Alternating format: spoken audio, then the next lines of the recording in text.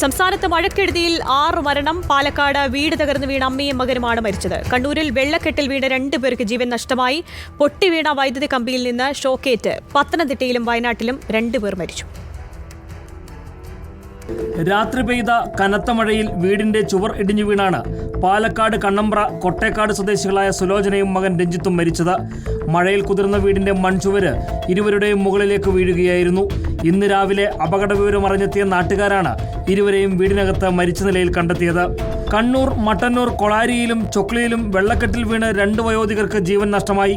മട്ടന്നൂർ കൊളാരിയിലെ കുഞ്ഞാമിനെയും ചൊക്ലി സ്വദേശി ചന്ദ്രശേഖരനുമാണ് മരിച്ചത്. ഇന്നലെ വൈകുന്നേരം വീടിന് സമീപമുള്ള വെള്ളക്കെട്ടിൽ വീണായിരുന്നു കുഞ്ഞാമിന മരിച്ചത്. രാത്രി വീട്ടിലേക്ക് മടങ്ങുന്ന വഴിയിൽ വെള്ളക്കെട്ടിൽ വീണാണ് ചന്ദ്രശേഖരന്റെ മരണം. രാവിലെ വെള്ളക്കെട്ടിൽ ചന്ദ്രശേഖരന്റെ മൃതദേഹം കണ്ടെത്തി. പൊട്ടിക്കിടന്ന വൈദ്യുത കമ്പിയിൽ നിന്ന് ഷോക്കേറ്റ് പത്തനംതിട്ടയിലും വയനാട്ടിലും 2 പേർ മരിച്ചു. വീട്ടിൽ നിന്ന് പുല്ല് ചെത്താൻ പോകുമ്പോഴായിരുന്നു പത്തനംതിട്ട തിരുവല്ല മാപ്രാൾ സ്വദേശി റജിക്ക് ഷോക്കേറ്റത്. തിരികെ എത്താൻ വൈകിയതിനെ തുടർന്ന് അന്വേഷിച്ചപ്പോഴാണ് റജിയെ മരിച്ച നിലയിൽ കണ്ടെത്തിയത്. വയലിലൂടെ നടന്നു പോകുമ്പോഴാണ് വയനാട് പുൽപ്പള്ളിയിൽ ചേമ്പം നഗറിലെ സുധൻ ഷോക്കേറ്റ് മരിച്ചത്. വിവിധ ബ്യൂറോകൾക്കൊപ്പം ന്യൂസ് ഡെസ്ക് റിപ്പോർട്ടർ.